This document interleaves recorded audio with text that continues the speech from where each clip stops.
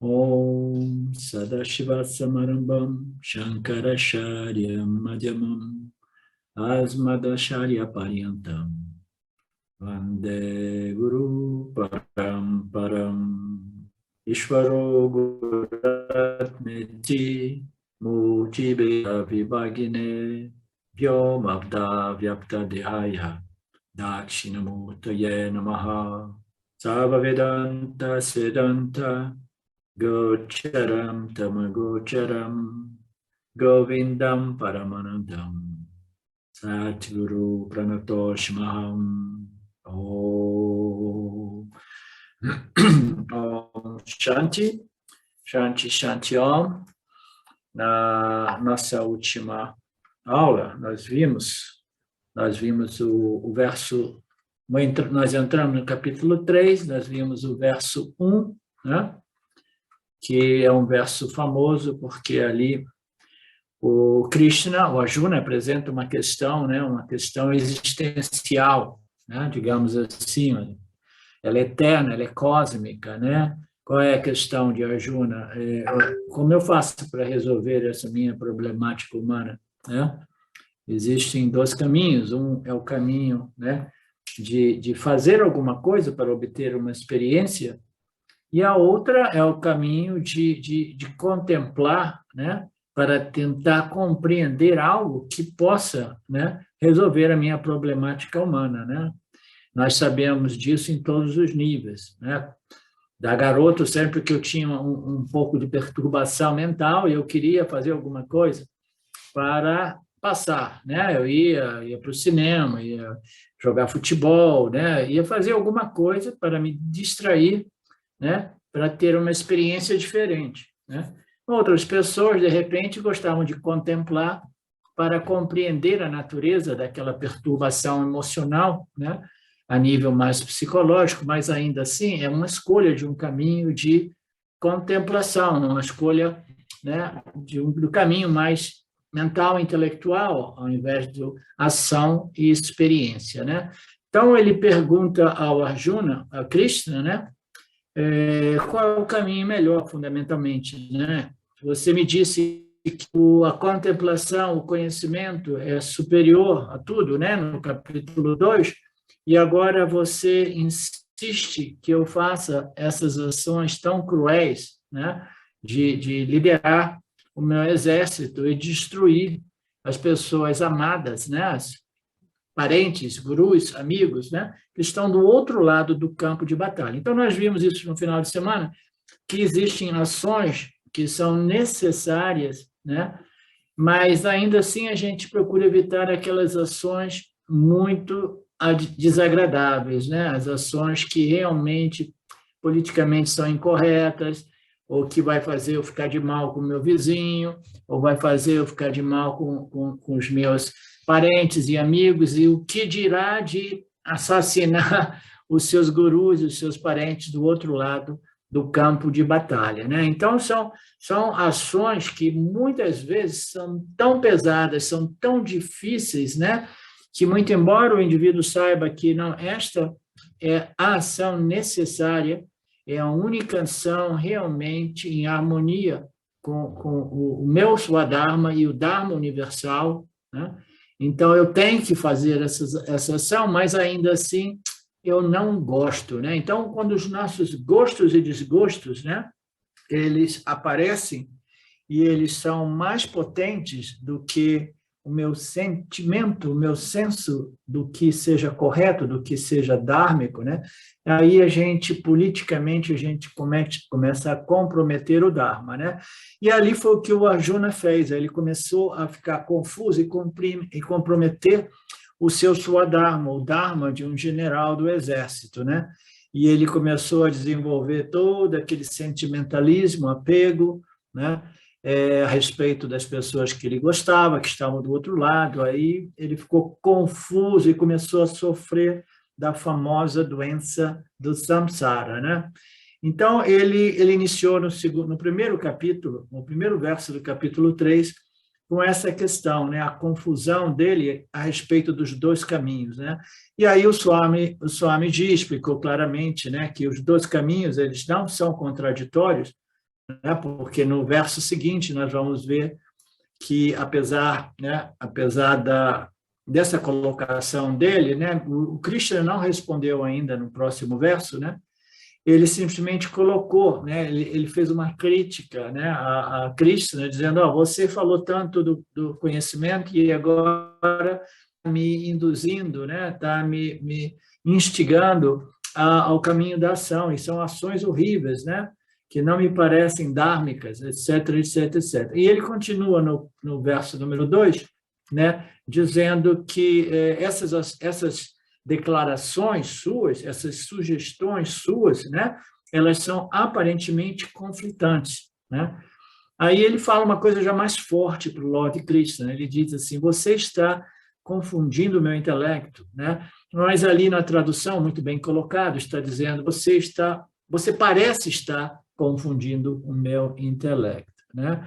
Do meu ponto de vista, é como se você estivesse confundindo o meu intelecto. Então, ele não foi claro, explícito, dizendo que você está, né, confundindo o meu intelecto. Ele falou assim: você parece estar me confundindo, né? Deixou uma brecha ali para, de qualquer modo, poder dizer: não, eu sou o seu estudante, eu sou o seu discípulo, talvez eu tenha entendido mal, né? E aí ele diz: por favor, definitivamente me diga qual é o melhor caminho, né, para alcançar esta paz, esta resolução, este supremo bem, né? O supremo bem significa, né, o bem maior, né, que somente é possível através de uma mente muito bem resolvida, e que essa mente muito bem resolvida, fundamentalmente, só é possível através da compreensão, né, de nossa real natureza, né, sempre bem resolvida, como consciência, sempre plena, né? Então, essa é uma questão que eu comentei um pouco, porque quase todos nós gostaríamos, né, de receber as instruções dos gurus, né, dizendo assim: faz isso e faz aquilo. Vocês lembram daqueles 3 tipos de gurus, 3 tipos de professores, né? Existe o professor que é aquele que inicia o estudante, né? Initiating guru, né? Então, o que ele faz? Ele faz assim: você agora quer entrar no mundo espiritual? Ok.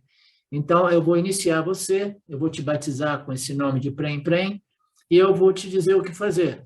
Você repete esse mantra, né, 2 vezes por dia, né? Então, nós temos ali, né, uma pessoa que foi iniciada por um guru, né, recebeu um nome de batismo e está fazendo aqueles mantras regularmente, né? Aí, depois de repetir aqueles mantras, né, o indivíduo pensa assim: eu estou precisando de um guru um pouco mais sofisticado, né, mais completo.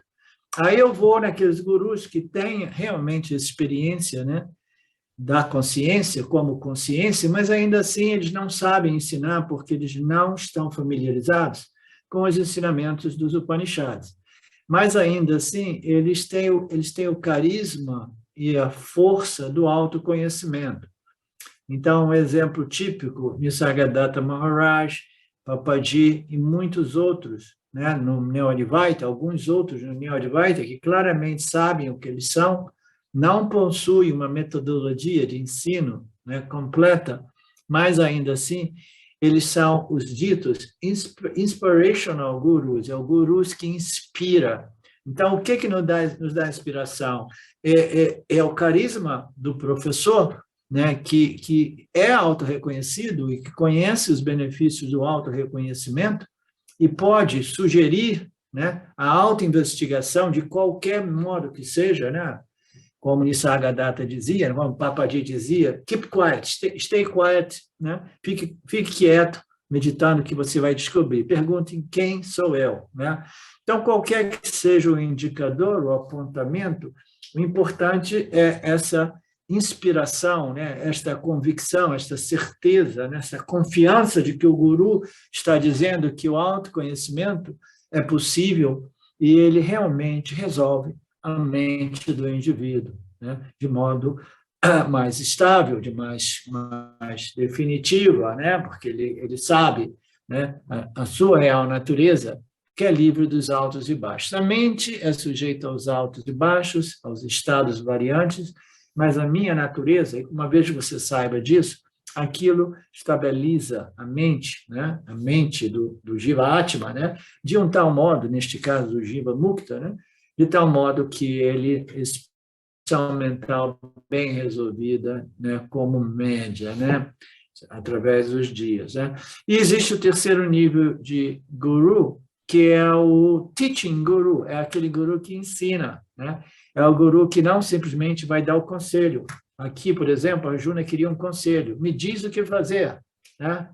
Eu quero saber se eu devo entrar na ação, né? Eu tenho que ser simplesmente dedicado a ações e experiências, ou se eu devo estudar as escrituras, contemplar, né? E refletir até que eu compreenda, né? Os Upanishads. Deixa eu só mudar a impostação aqui, só um minutinho.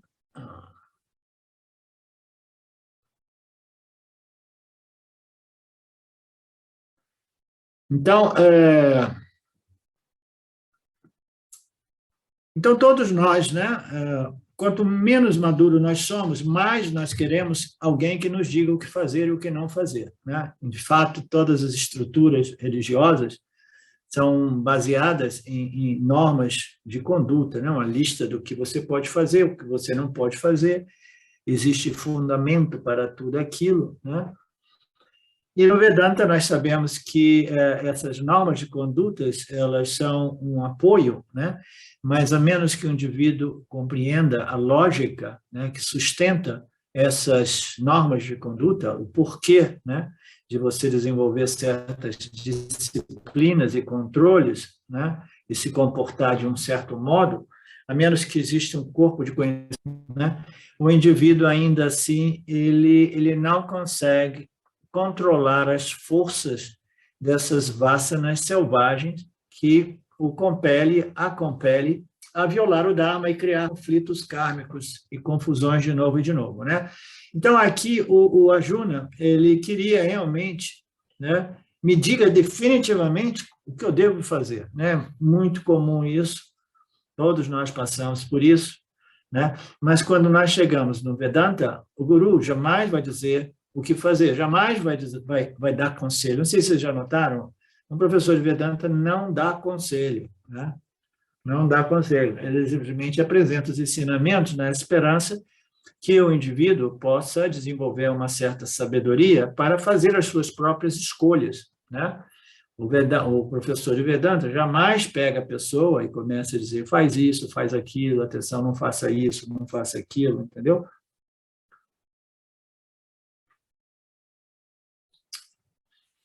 Ele não estava realmente dizendo que você está me contradizendo, né? Mas ele estava sugerindo que parece que você está me contradizendo, né? Ele estava sendo, né, já um pouco polite, né? Muito diplomata, né? Muito respeitoso também, né? E aqui o Swamiji apresenta uma distinção que é chave, né? Porque, de um lado, o Vedanta diz que nós temos que ter confiança nas escrituras e no Guru. E, por outro lado, o Vedanta diz que você não pode ter uma fé cega. Você precisa apresentar as suas dúvidas e as suas objeções aos ensinamentos. Caso contrário, as suas dúvidas e suas objeções irão minar qualquer possibilidade de convicção a respeito das declarações dos Upanishads. Então, a gente precisa expor as nossas dúvidas, mas o que faz a diferença, naturalmente, como eu disse na aula de domingo, é a atitude, né?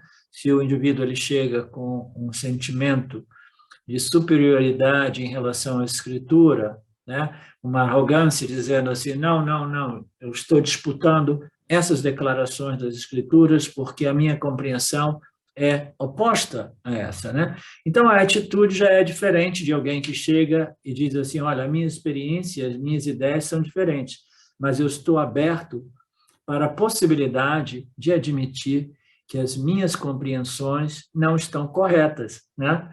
E porque é aberta para aceitar e admitir que as minhas compreensões não estão corretas, as escrituras talvez estejam corretas. Porque as minhas compreensões, os meus conceitos, as minhas noções espirituais não me resolveram, não me liberaram.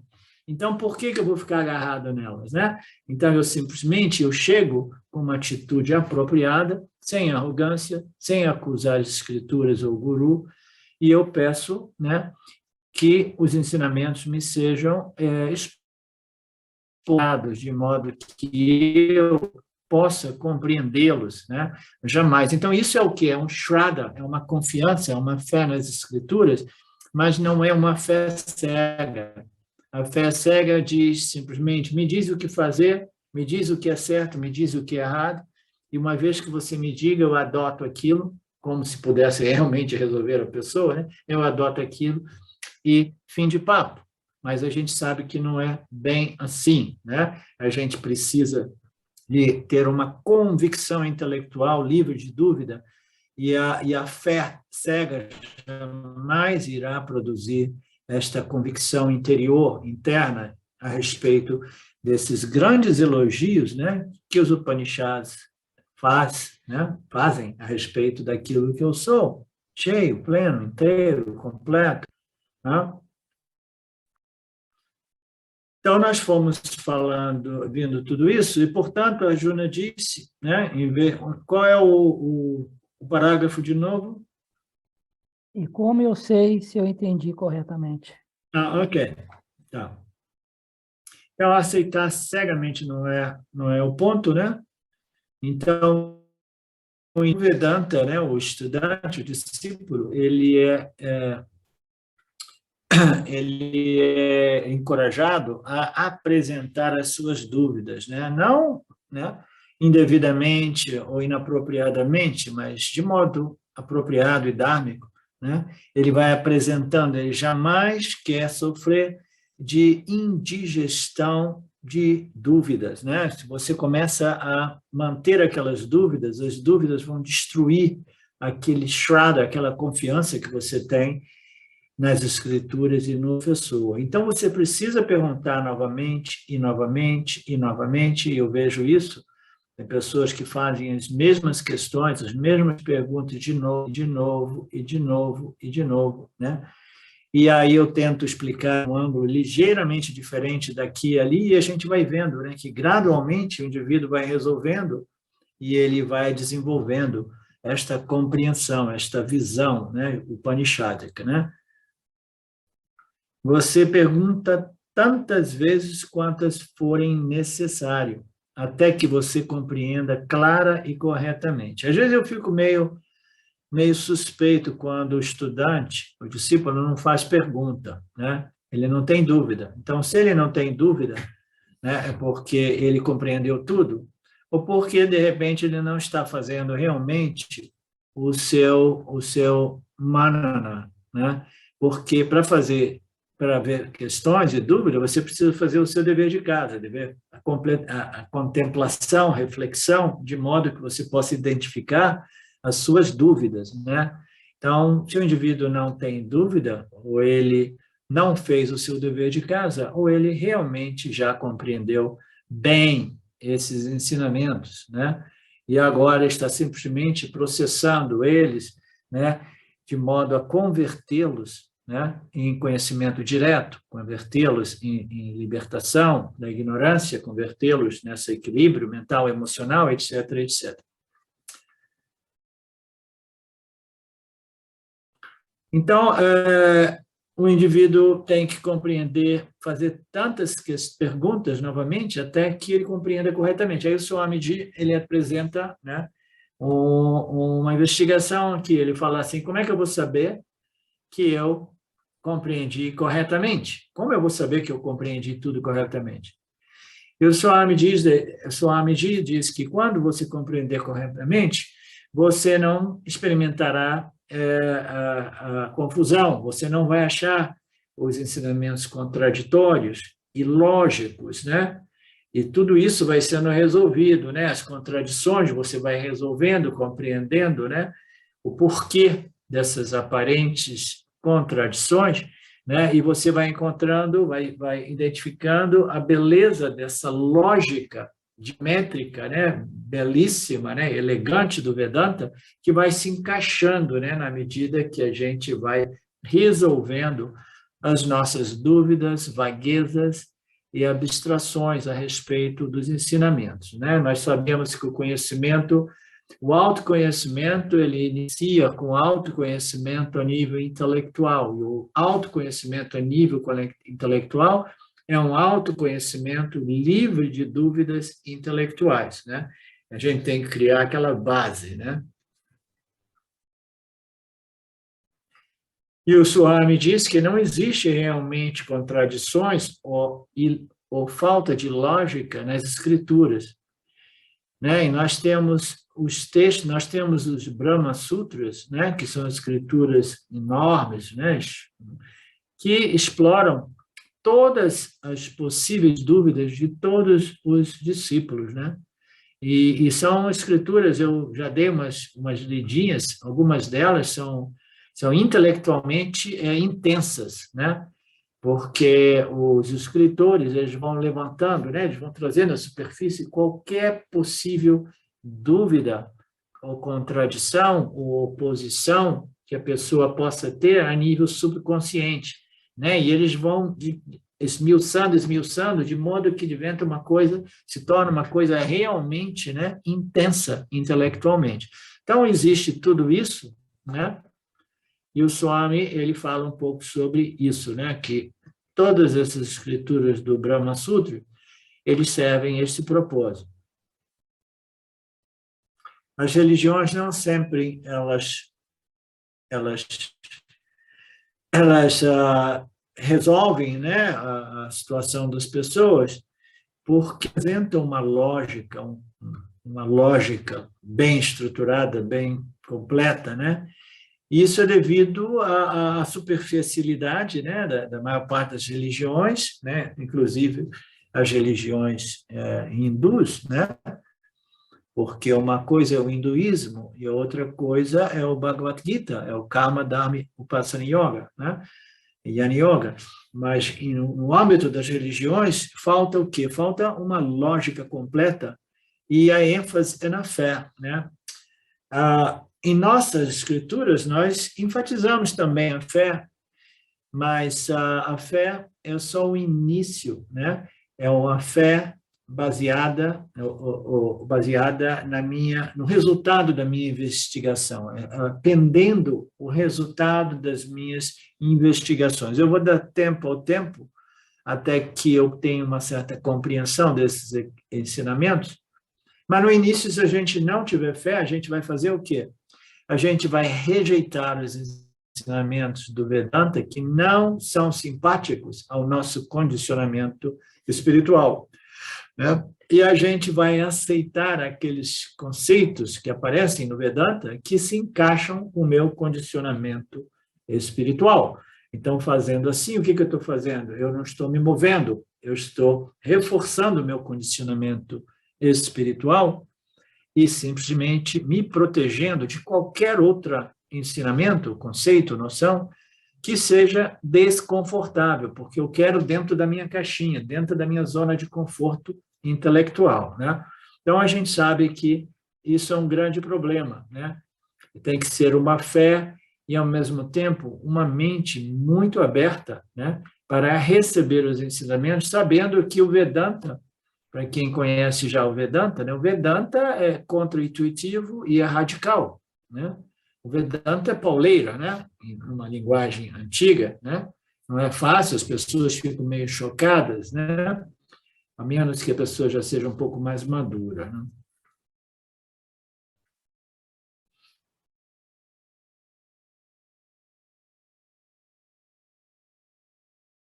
Ok. Fundamentalmente, quando é que eu sei que eu compreendi corretamente? Quando eu vejo, né, que a minha vida está sendo transformada através dessas compreensões. Quanto mais eu estou vendo a transformação na minha vida, o modo qual eu experimento, experimento o meu complexo corpo-mente, né, esse instrumento de conhecimento e experiência, eu vou vendo que minha vida vai se tornando light, né? Vai se tornando leve, né? Pacificada, né? Sem ansiedade, sem aflição, sem medos e desejos, né? Então, toda aquela aflição da experiência humana, ela vai se dissolvendo. Então, eu estou realmente, né? Compreendendo devidamente, né? Eu estou assimilando corretamente, compreendendo corretamente.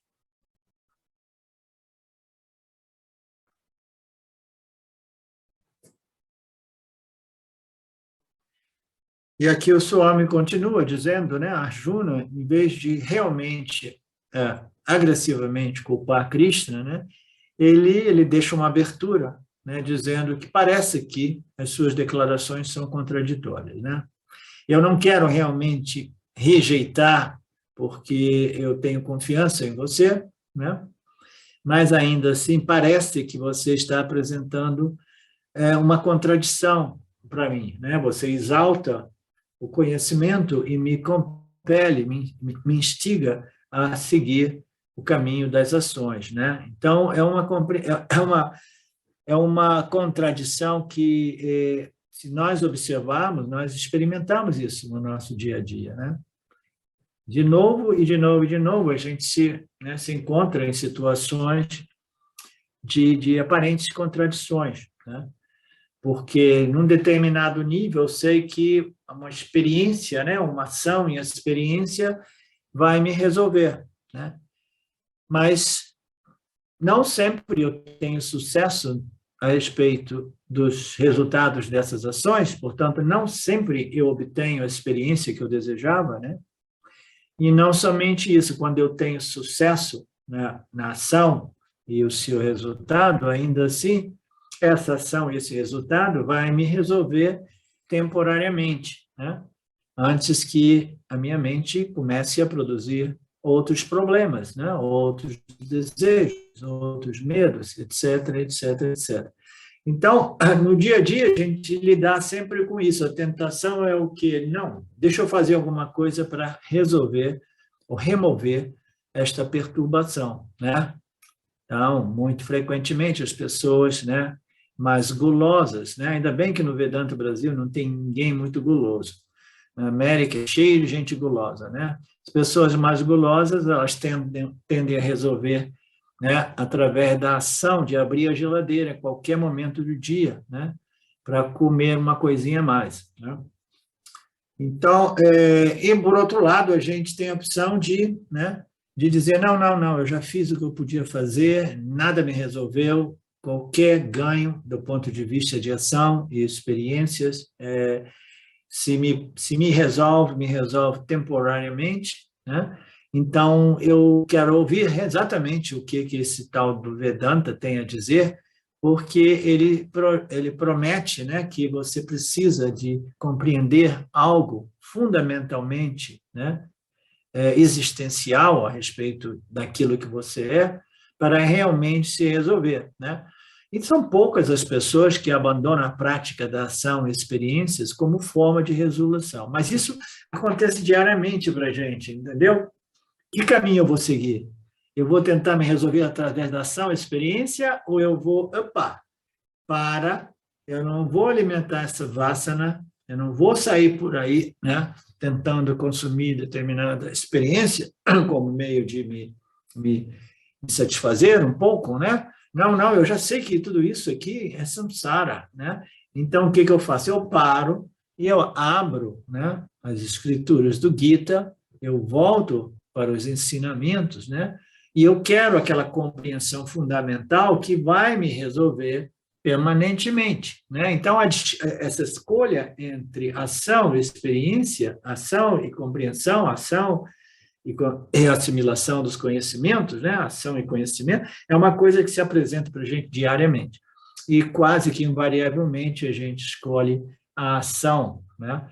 E a experiência, porque é uma vassana cósmica, universal, profunda, é a vassana das vassanas, a vassana pelo consumo de experiências através das ações, né?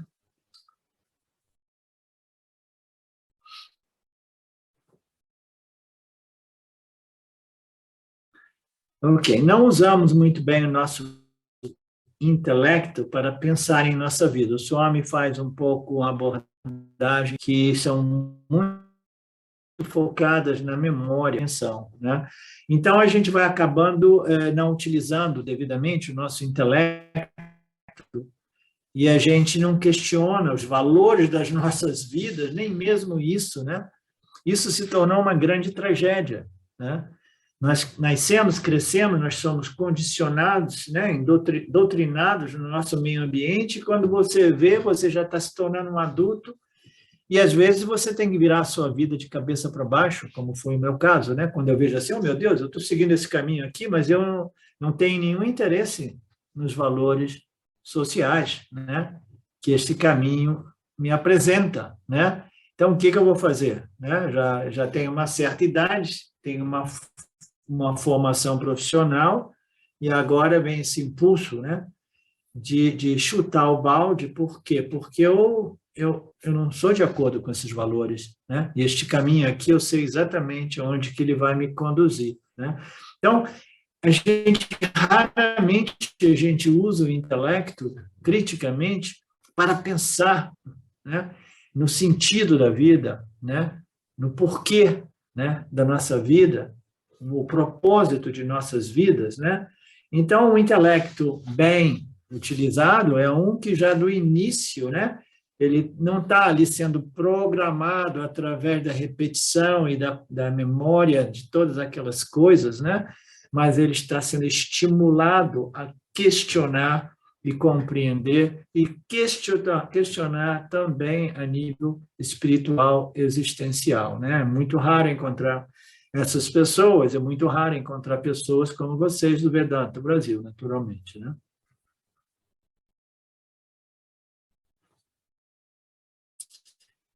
Ao invés, o Swamiji diz que as pessoas, quando têm problema, em vez de tentar pensar, elaborar, né, usar o seu intelecto, né, eles vão direto para o Swami para pedir conselho, né? Eles querem conselhos para tudo. O Swami, nas suas classes, ele dá exemplos brincando, né? Que as pessoas querem, Swamiji, devo fazer isso e aquilo, vou fazer isso e aquilo, me dá uma bênção para isso e aquilo, o filho vai estudar no exterior, no ambiente do Swamiji também na Índia, né? Aquela coisa de pessoas que estão acostumadas a querer pedir orientação, ao invés de pedir, né, o pedir esclarecimento, né, como é que se diz a palavra que eu acabei de usar aqui? O estímulo, o devido estímulo, né, para que eu saiba como pensar, criticar, determinar, discernir, discriminar e tomar as minhas próprias decisões, né? Então, ele diz, dentro do contexto do hinduísmo, porque, eu não sei, ele diz que no início o guru ele pode até dar alguns conselhos. As escrituras estão ali não para realmente dar conselho, mas para expor, desdobrar os ensinamentos. Inicialmente, ele diz que você pode dar algum conselho, né, aos discípulos, mas logo para frente você tem que parar de aconselhar, né? Eu, em geral, eu nunca dou conselho. Quando as pessoas chegam querendo conselhos, eu digo que não é o meu papel, né?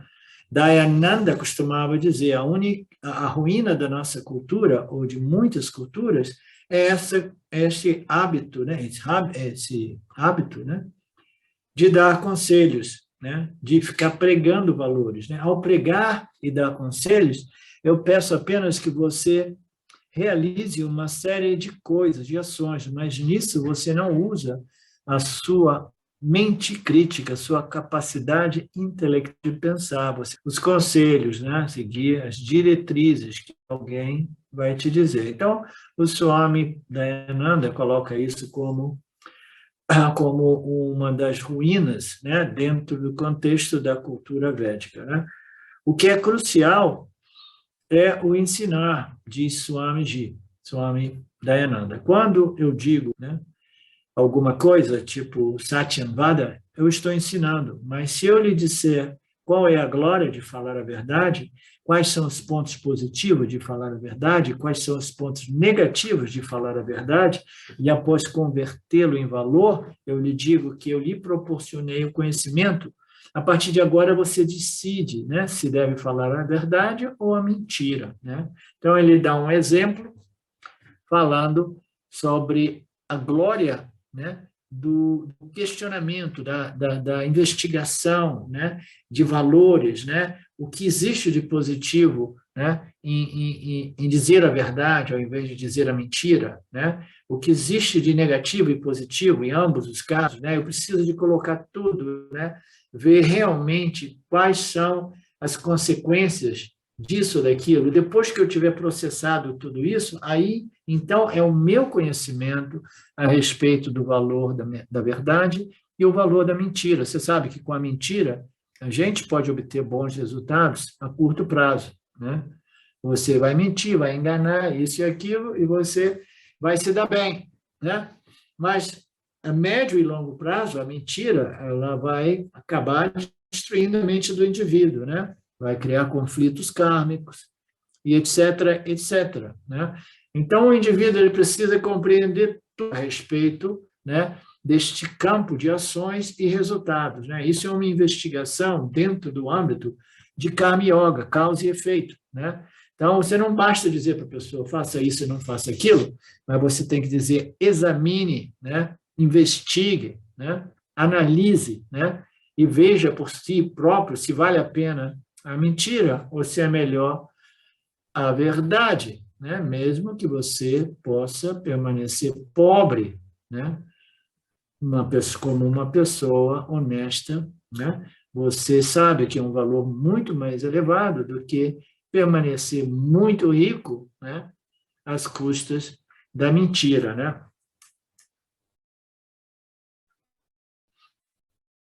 Portanto, o Swami Dayananda diz que a pregação, os conselhos iniciais e superficial, e o ensino em si só apresentará efeito a longo prazo. Mas no exército, por exemplo, né, o Arjuna estava acostumado, né, com aquele esquema, né, right, esquerda, direita, me dê uma direção, me dê um conselho, me diga o que fazer, a direção da minha vida, etc, etc. Então, o Krishna está dizendo, agora aqui, você não está no seu quartel, né? Eu sou o seu guru e eu vou te ajudar a pensar, discriminar e decidir por você mesmo se você deve seguir o caminho da ação ou o caminho do conhecimento, né? Eu estou falando isso muito atentamente para a gente compreender que este é o lema de todos nós, né? De todos vocês. Eu canso de ver as pessoas chegam no Vedanta, mas ainda fica um passo para trás, um passo para frente, um passo para trás, um passo para frente, né? Até mesmo a nível de práticas espirituais, né? Não, eu faço esse trabalho, né, de nididhyasana, né, de contemplação, de estudo, mas ainda assim eu quero fazer umas práticas, né? Umas práticas para mim, né, para mim me sentir melhor, né? Seja qual for, né, ação e resultados, né? Eu fico mais ou menos, né, desenvolvendo ambos, né?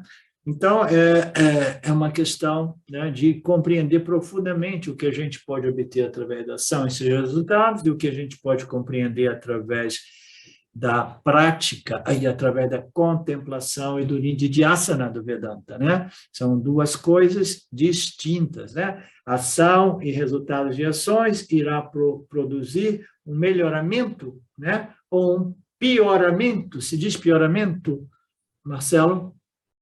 Piora. Uma piora. Uma melhora, né? Não existe melhoramento, né? Melhora ou piora, né? Melhoramento até existe, agora pioramento não. Piora. Então, vamos adicionar no nosso dicionário do Vedanta, pioramento é bom. Então, a piora ou a melhora, né? A ação irá produzir o quê? Ou eu vou me sentir melhor ou pior, ou minha mente vai se tornar mais calma ou mais agitada, né? Então, os resultados são sempre esses, né? Você vai modificar alguma coisa dentro do âmbito da sua experiência subjetiva, né?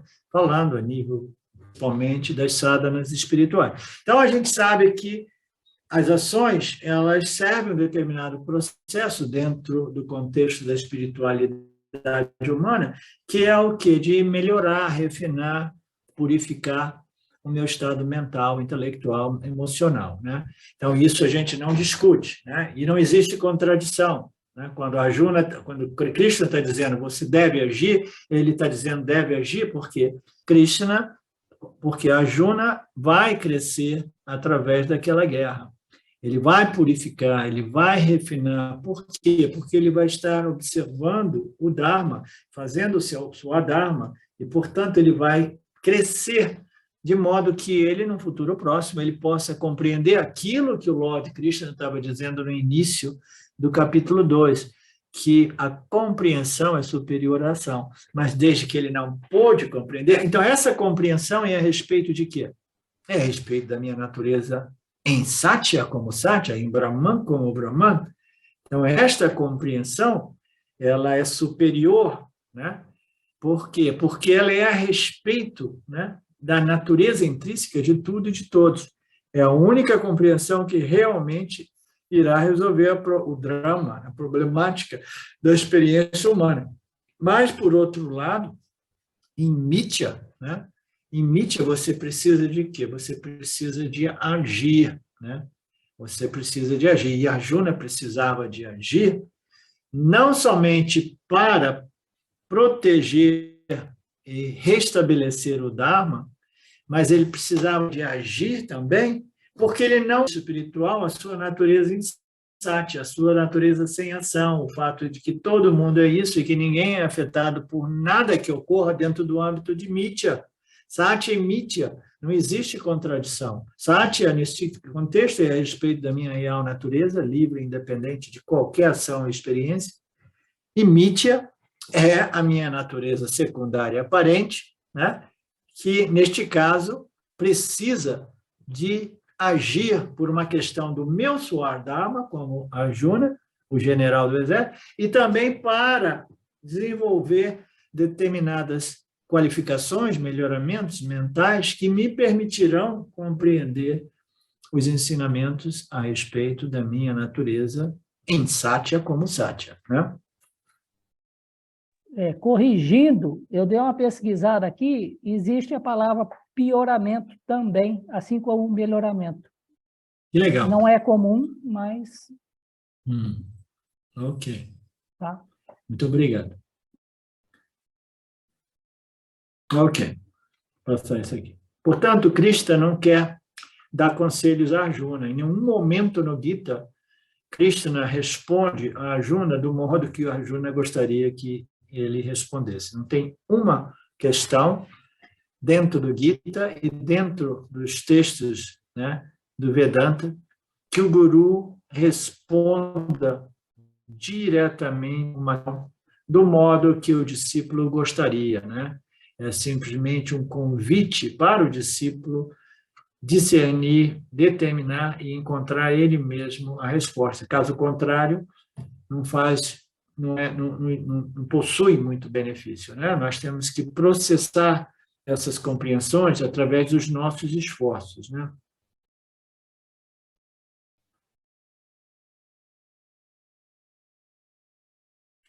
Ok, esse é um parágrafo interessante. Portanto, Krishna não quis fazer isso, mas Arjuna continua pedindo isso, como se ele dissesse, eu farei exatamente, cegamente o que você está me dizendo, mas me diga, ação ou com conhecimento?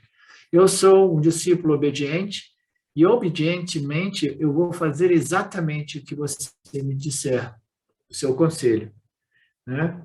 Para que eu obtenha, né? Eu não conheço essa palavra sânscrita. Ou seja, moksha, shreyaha é moksha, para que eu me liberte do sofrimento, né? E, infelizmente, moksha, que era o que, né, a Arjuna queria, né, através da obediência cega, infelizmente, moksha não é feito de ação. Moksha é realizado apenas através do conhecimento / compreensão. Alguém tem dúvida a respeito disso? O Shireya, Não existe. eu coloquei como bênção. Ah, você viu a tradução? É bênção, né? Depois eu coloquei no texto, talvez você esteja com o anterior. Aí. Ah, bênção, ou seja, moksha. Ok, obrigado.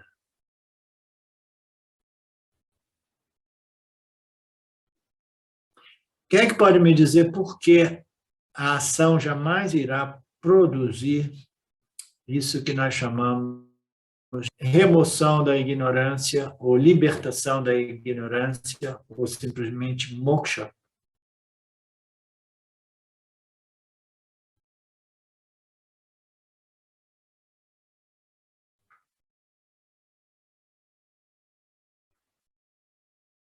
Hum?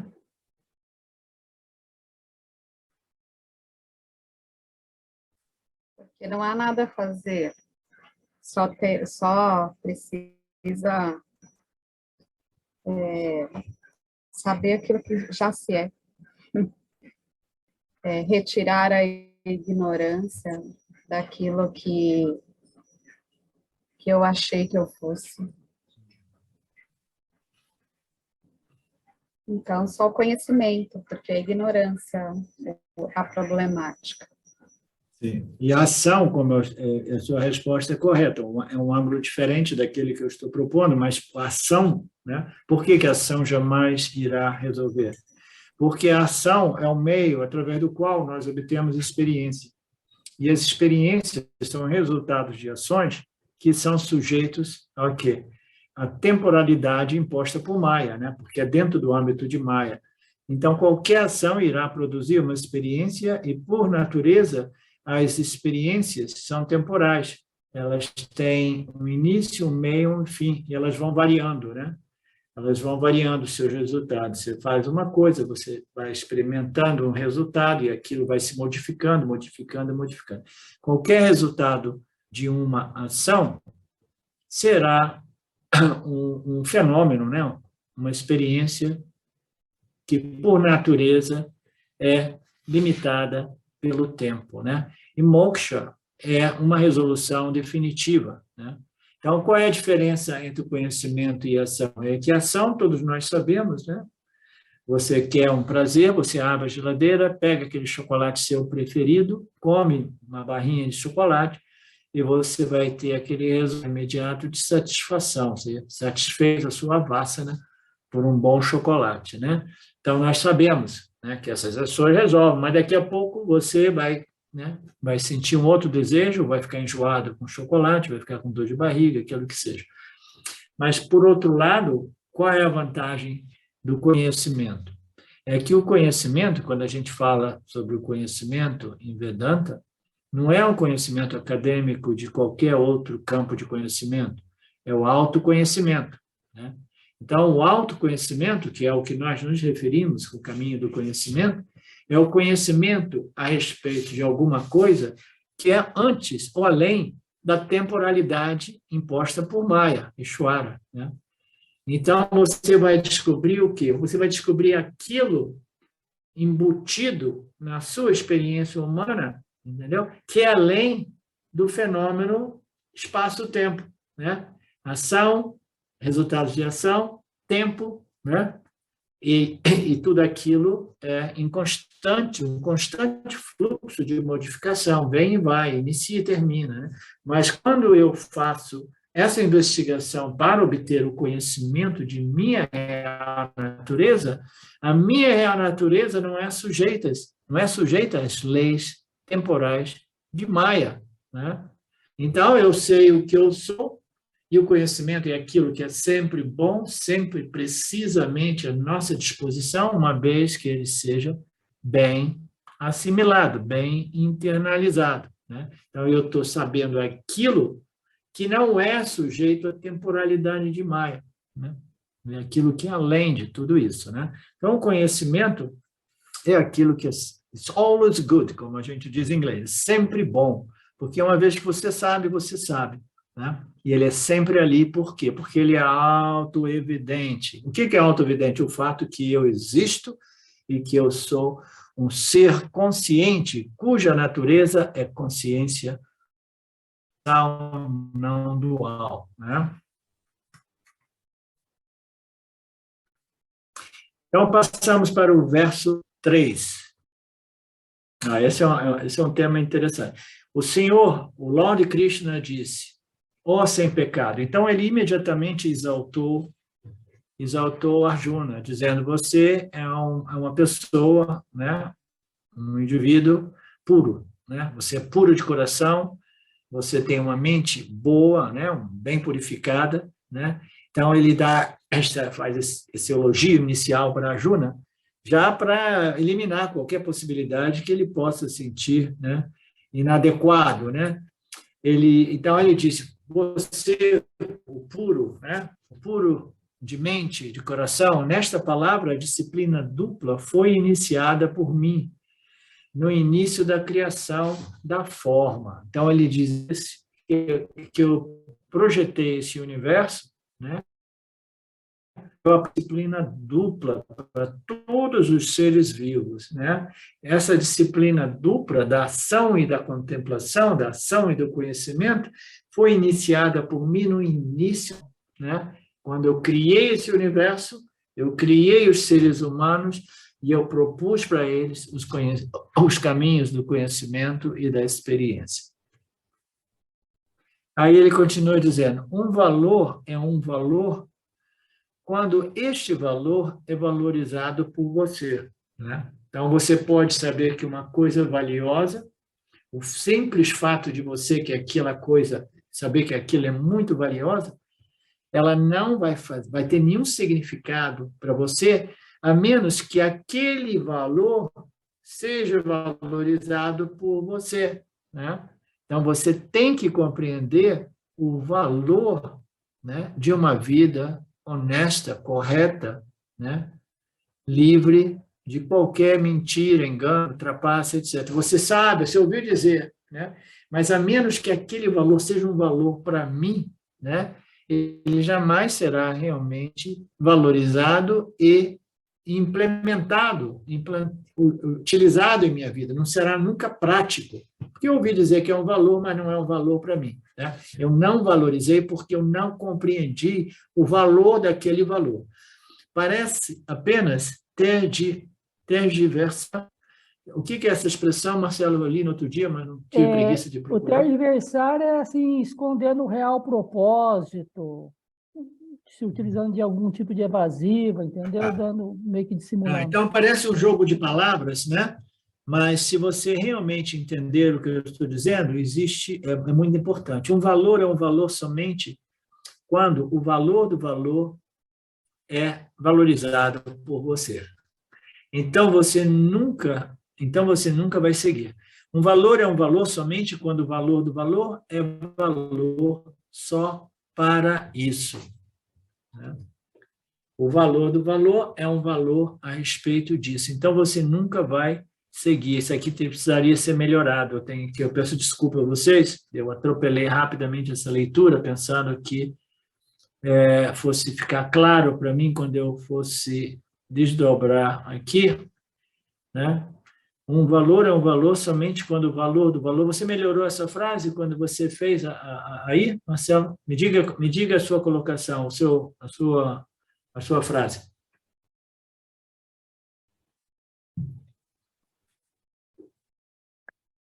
Um valor é um valor somente quando o valor é valorizado por você. Parece apenas tergiversar com palavras, mas se você realmente entende isso, há uma coisa importante. Um valor é um valor somente quando o valor do valor é avaliado por você.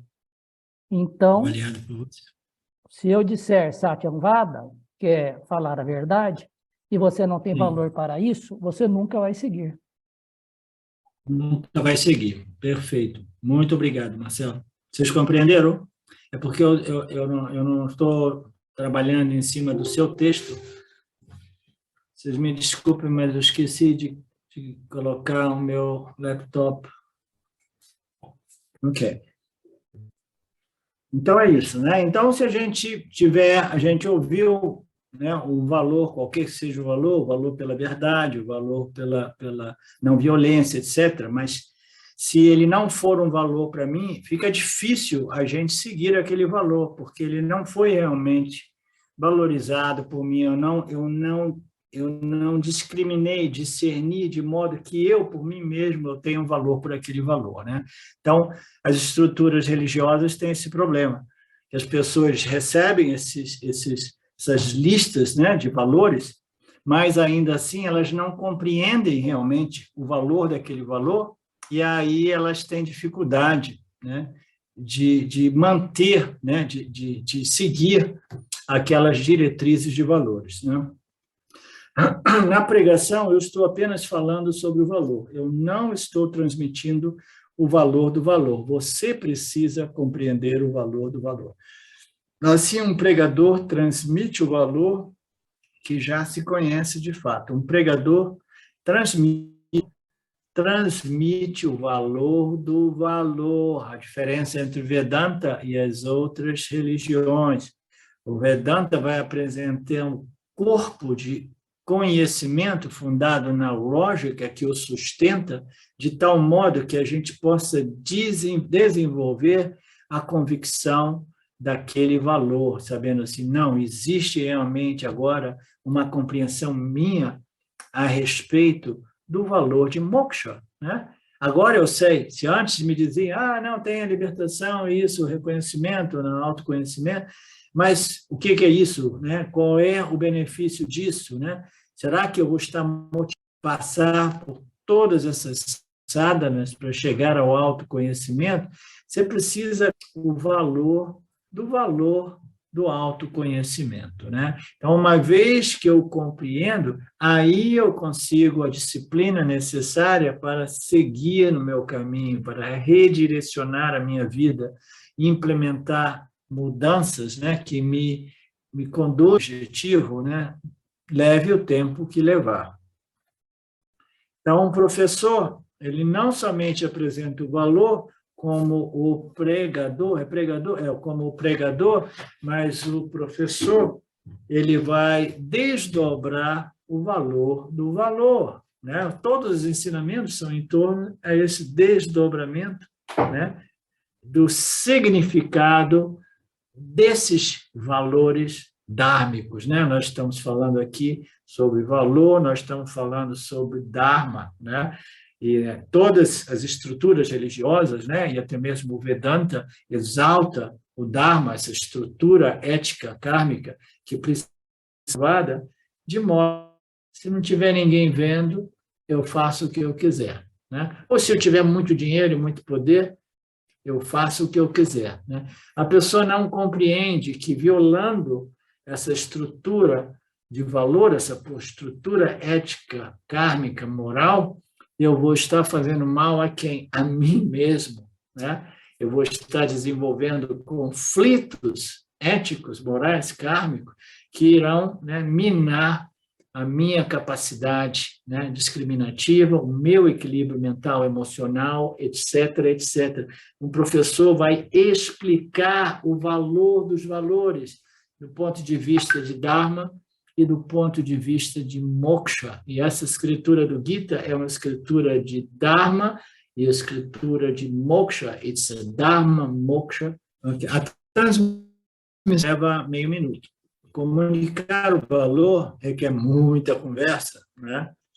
Então, se você quer apresentar, né, qualquer que seja, até mesmo uma pequena declaração, né, você apresenta ela rapidamente. Mas o indivíduo a respeito daquela chádica, né, requer um desdobramento. Só comunicar os ensinamentos, né, por detrás daqueles apontamentos, digamos assim, requer muita conversa. Da mesma forma, posso apenas isso.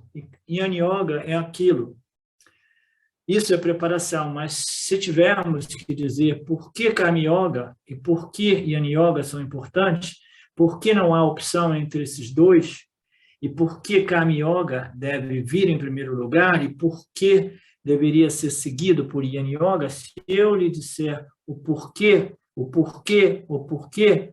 isto não é pregação, isto é ensino e leva tempo.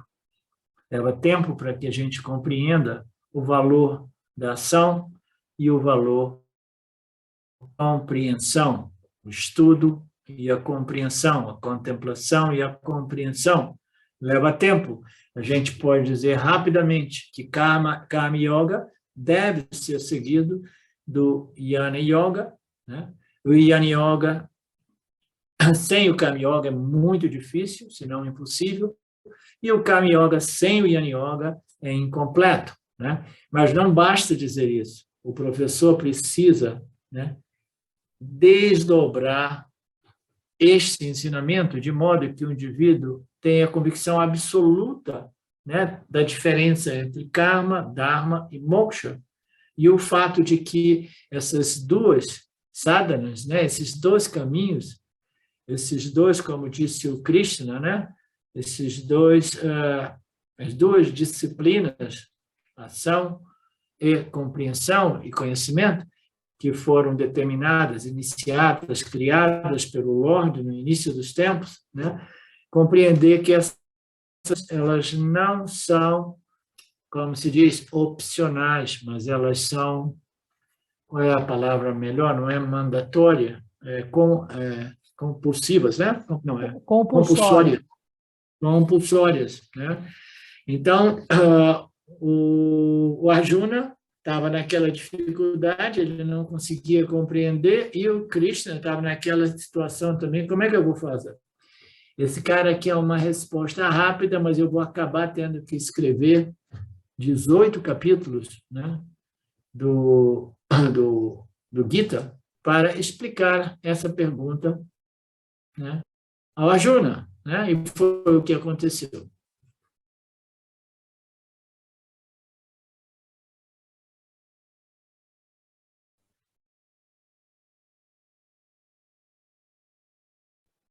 Da mesma forma, posso dizer,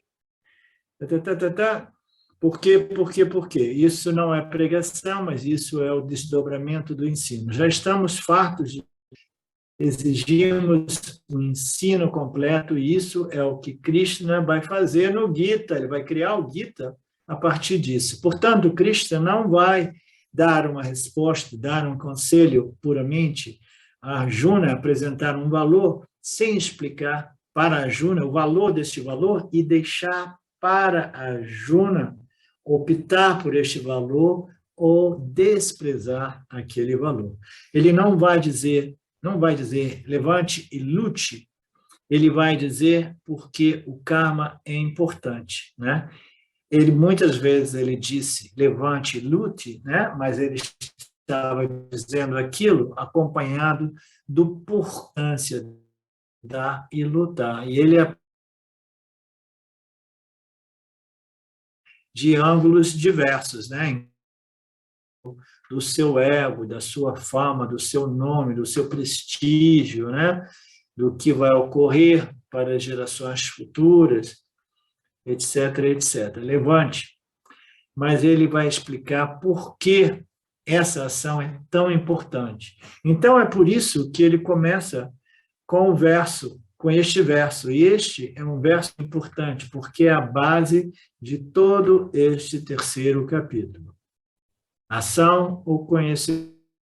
Acharya cita isso com muita frequência em seu comentário. Qual é a ideia transmitida aqui? Devemos entender muito bem a essência da ação e conhecimento, né? Vocês conhecem o livro, né, aquele booklet de James Watts, eu acho que o Alex, né, tá fazendo, né, tá ensinando na classe de quinta-feira, não é ação e conhecimento? Não? Então é muito fundamental, né? A compreensão, a distinção entre knowledge and experience, né? Experiência e conhecimento. Isso. Todos têm que passar pelo Karma Yoga, que é a ação e a experiência, como o fato de lavar as mãos antes de almoçar, na Índia, né? Karma Yoga me prepara para o conhecimento. Karma Yoga me prepara para o Jnana Yoga. Karma Yoga não remove o problema do samsara. Karma Yoga não remove o problema do samsara, né? Por que não remove? Porque mesmo que a gente coloque boas ações, dármicas ações, né? ações satívicas e produza sempre bons resultados, ela não resolve, ela não realmente liberta o indivíduo da ação e seus resultados, né?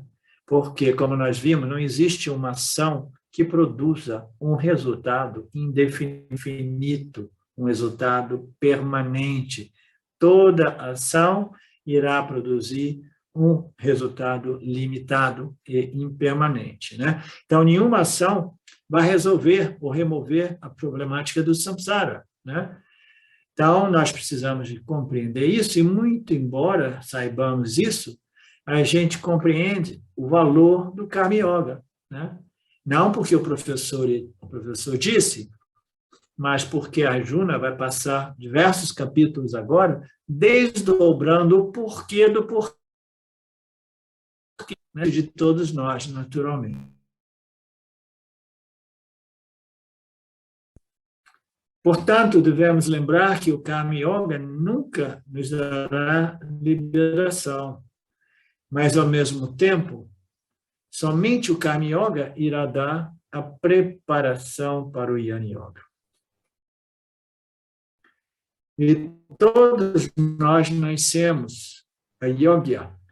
Não pense mal. Todos nós nascemos preparar para o Jnana Yoga. Todos nós nascemos. Como é que você traduziu esse Yogya? A yoga, esse daí é inadequado. Inadequado. Obrigado. Todos nós nascemos com esse sentimento de inadequação e incompletude, né? Não pense mal de Arjuna, né? Todos nós nascemos deste modo. E é através deste processo, né, de incompletude que nós faremos ações para desenvolver as qualificações necessárias para o Jnana Yoga.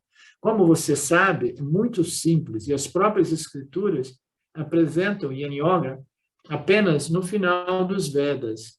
Se todos estivermos aptos para o Jnana Yoga, podemos começar com o Jnana Yoga. Então, Jnana Yoga será Purva Bhaga, e o Karma Yoga então Bhaga, porque depois do Jnana Yoga, o Karma Yoga não seria necessário, né? Mas não é assim, né? As escrituras apresentam o Karma Yoga, todo o volume dos Vedas, né? 80% dizem ou mais, se dedica a ações, né, e resultados. E somente lá no final nós temos as declarações dos Upanishads, né?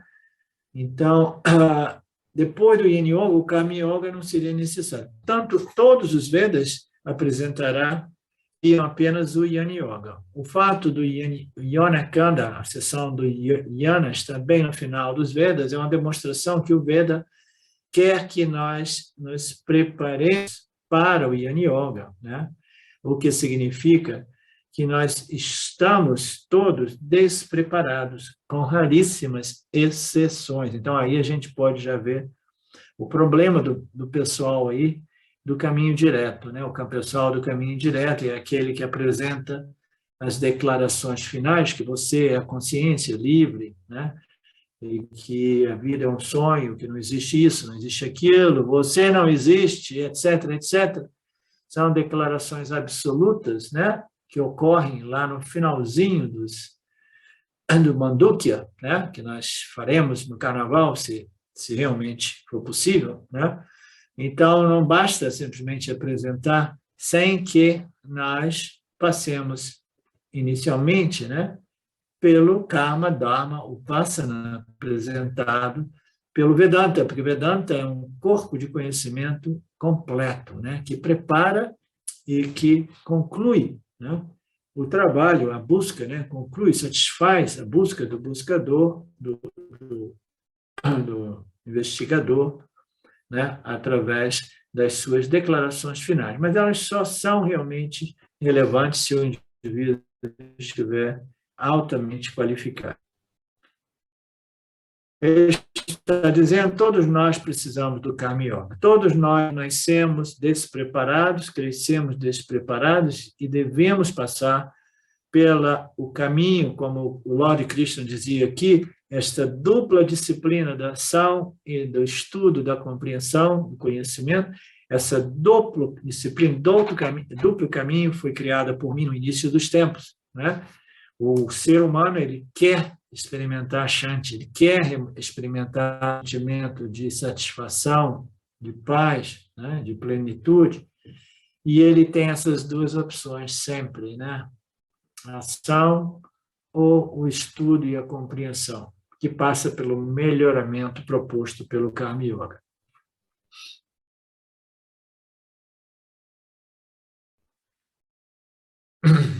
Ok. Naturalmente, existem exceções, como eu estava dizendo agora, as regras, quando digo que não estamos preparados, significa que a maioria de nós não estamos preparados para o Yana Yoga sem o Karma Yoga. Todos nós requeremos Karma Yoga com raríssimas exceções. E quando há exceções, as escrituras dizem que, no caso dessas exceções, eles podem ir imediatamente para o Yana Yoga, né? As pessoas dizem, aí ele fala alguma coisa sobre o Ramana Maharaj. Ele fala, as pessoas que estiveram com o Ramana Maharaj, desde muito jovem, dizem que ele se interessou pelo Vedanta. E então ele foi para Tiruvannamalai. E nunca fez nenhum karma e obteve a realização. Entretanto, isso não quer dizer que eu também possa fazer isso, que eu possa simplesmente abandonar tudo e ir para Tiruvannamalai, procurar uma daquelas cavernas, utilizar, me vestir com uma daquelas tangas do estilo Ramana, né? Porque, né, muito provavelmente isso não irá ser uma solução para mim, né? Então, né, a gente compreende a história, né? Eu ia dar contar uma historinha, mas vocês já ouviram tantas vezes que eu vou passar por cima.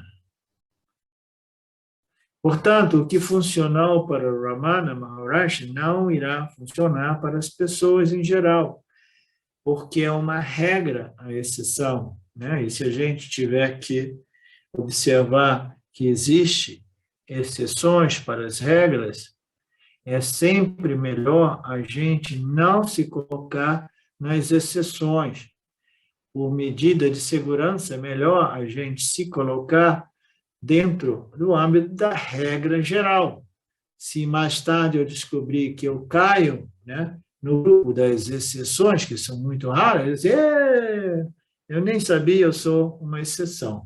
Mas se eu me coloco na exceção, no grupo das exceções, né, e eu passo por cima do Karma Yoga, dizendo que eu não preciso de compreender karma, ações e seus resultados, não preciso de compreender o meu relacionamento com o Criador, as leis que regem o campo das interações. Se eu digo que tudo isso é mítya, tudo isso é bobagem, tudo isso é um sonho, e eu pulo para o Yana Yoga diretamente, como o Ramana fez, né? Isso não necessariamente irá solucionar o meu problema, porque é muito raro um indivíduo nascer com esta preparação já bem estabelecida.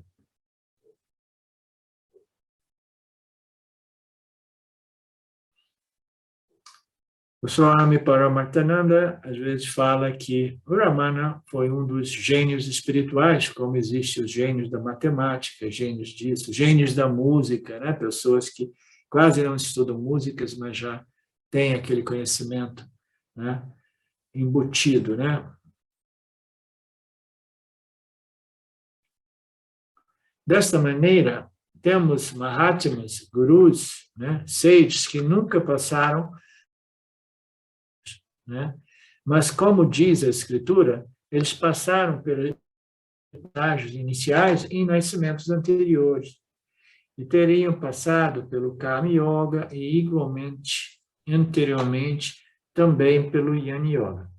Portanto, o caminho da ação, experiência e contemplação e compreensão, todos nós passamos, né? Então, para entrar direto na contemplação proposta pelos Upanishads, o indivíduo precisa ter um intelecto altamente qualificado. A vida precisa já chegar pronto, né? Em geral, uma vez que tenhamos preparado a mente, temos que necessariamente passar por Yana Yoga. Por quê? Como nós sabemos, a gente não pode preparar, lucidar a mente, né? Aí, quando eu vejo a minha mente, né, ela está lá brilhando com Sattva-guna, com radiância, né? Mas ainda assim, né, eu não estou fazendo nada com toda aquela radiância, né, para contemplar e assimilar as declarações finais dos Vedas, né? Eu preciso utilizar toda essa preparação para concluir a minha jornada, a minha viagem espiritual, né? A minha jornada espiritual, o meu trajetório espiritual precisa ser concluído, né?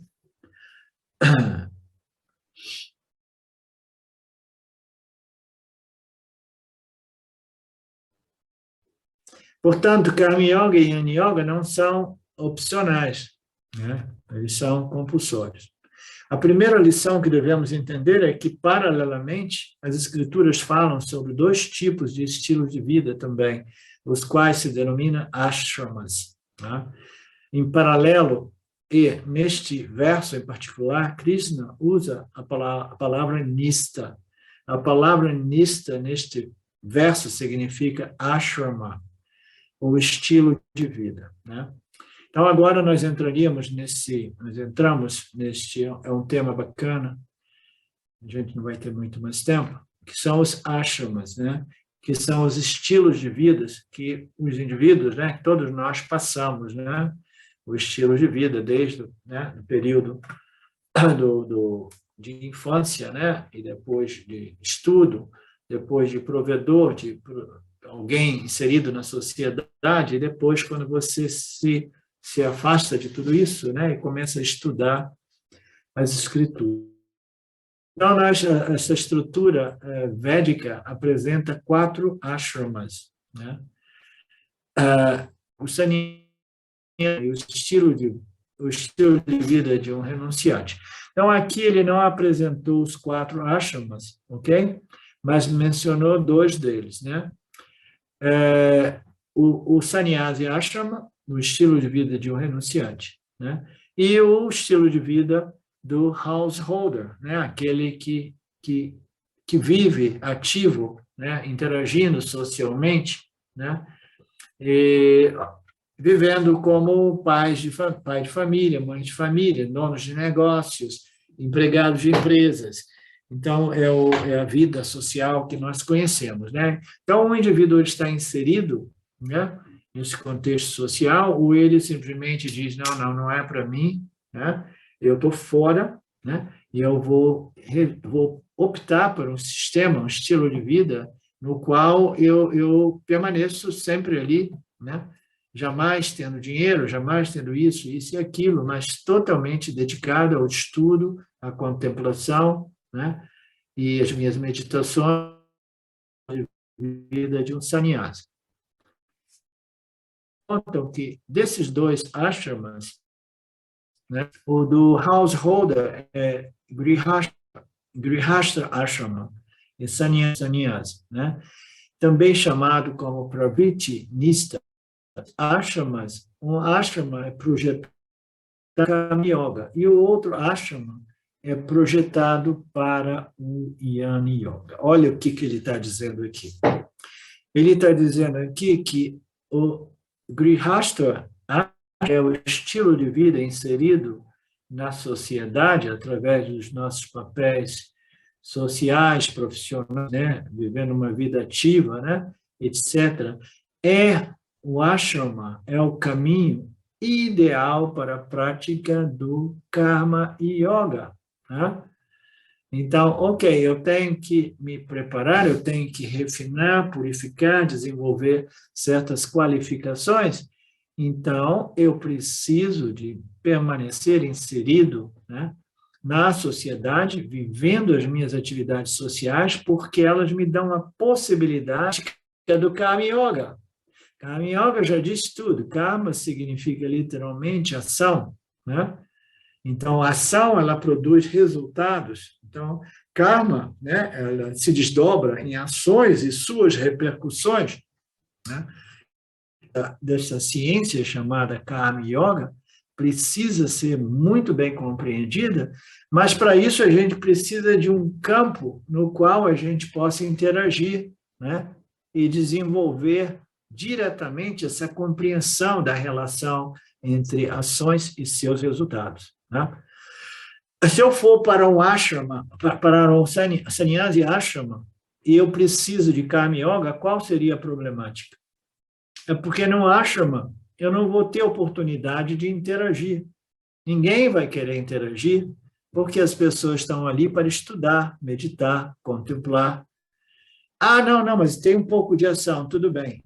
Então tem que varrer o ashrama, né? Então o cara que está precisando de karma, ele vai brigar pela vassoura, ele vai querer, não, sou eu que vou varrer o ashrama inteirinho, 2, 3 vezes hoje, porque eu sou a jasa, que eu tomo café o dia inteiro, e eu preciso fazer alguma coisa. Aqui só pode varrer o quintal? Não, não, tem que encontrar algumas outras atividades, né? Aí o indivíduo que está precisando de ações, né, ele vai começar a criar um partido dentro do asha, entendeu? Um partido político para reivindicar certos direitos como sannyasi, para reformular, né, o ashrama de sannyasi. Então, toda a problemática derivada do fato de que eu preciso do Karma Yoga, mas eu fugi da sociedade. Você entende o contexto aqui? O Grihastha Ashrama, para um indivíduo, é ideal o indivíduo que precisa realmente de processar karma, de agir e conectar, né, os pontos, né, compreender o relacionamento dele com o campo, dele com o Criador, as leis que regem os outros seres vivos, crescer, refinar, né, purificar. Então, tudo isso somente é possível através deste ashrama chamado Grihastha Ashrama, ok?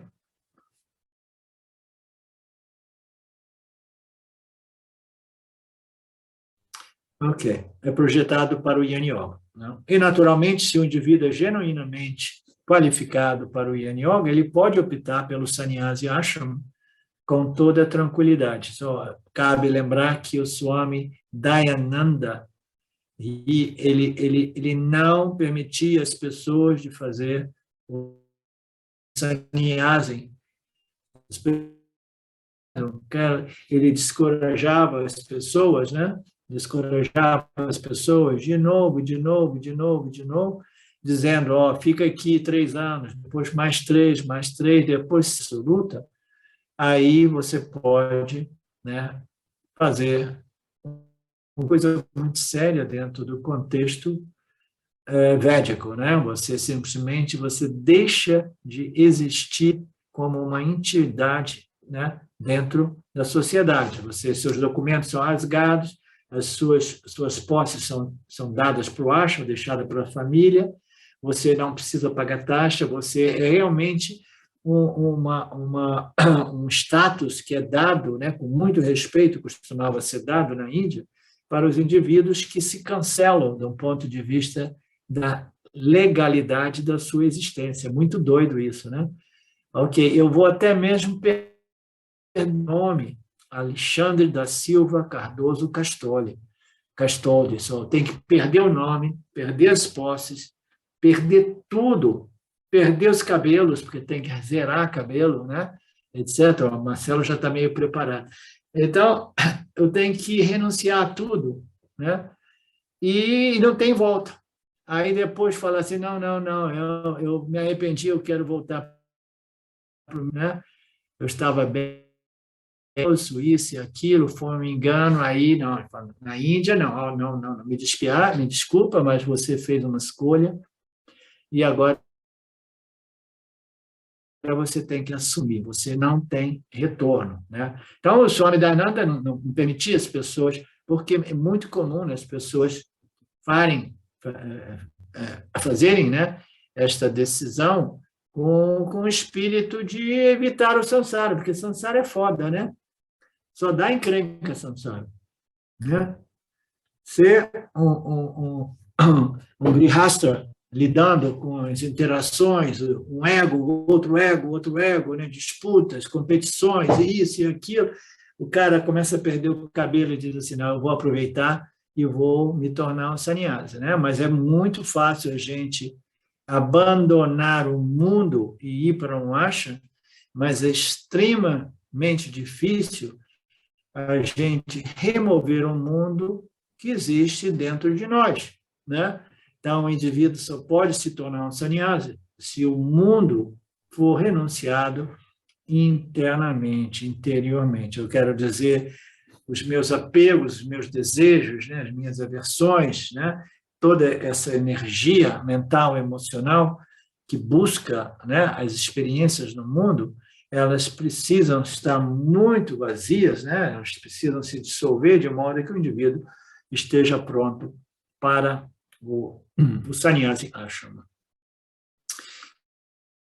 Então, semana, a partir daqui, Marcelo, ok? E a gente continua mantendo esse schedule de sábado e terça-feira, aí a gente vai ver se funciona melhor assim ou não, né? Ainda bem que eu não fiquei caindo de sono. Ontem, às 8h30, eu tinha capotado já. Mas se vê que, falando sobre o Gita, me desperta. Okidoki. Alguma colocação da parte de vocês? Alguma questão? Om Purnamada Purnamidam Purnamudachyate Purnasya Purnamadaya Purnamevavashishyate. Om Shanti Shanti Shanti.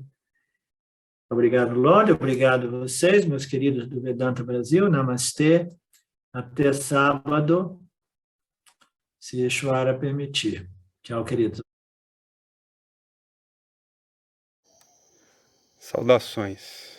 Eu quero aqui deixar um pequeno testemunho. Através do estudo do Vedanta, com os ensinamentos sendo esclarecidos especificamente pelo professor Arlindo Nagar, foram canceladas em mim algumas noções que eram relacionadas com a ideia que eu tinha a respeito de alcançar algo que representasse uma grande realização espiritual. Então o Vedanta fez com que, pela compreensão, a minha mente ela abandonasse o papel de buscador espiritual. E isso para mim foi um marco inicial para uma outra relação com o processo de desenvolvimento espiritual, do qual, saibamos disso bem ou mal, é um processo que fundamenta a vida de todos nós. E eu digo isso para estimular todos aqueles que chegam no Vedanta Brasil e entendem que podem se beneficiar da profunda imersão direcionada para o autoconhecimento que é promovida nesse grupo de estudos, que é um grupo que existe graças ao trabalho altruísta do professor Arlindo Nagar, suportado também pelo trabalho voluntário de pessoas que contribuem para a manutenção do grupo de diversas maneiras. E entre as várias formas de contribuir com esse trabalho, as contribuições regulares em dinheiro, elas são necessárias. Então, se você se beneficia do trabalho desenvolvido no Grupo de Estudos Vedanta Brasil, faça uma contribuição. Qualquer quantia é muito bem-vinda. As informações para transferências em dinheiro ficam disponíveis na seção Avisos do nosso grupo no Facebook e serão colocadas na descrição desse vídeo aqui também. Namaskaras.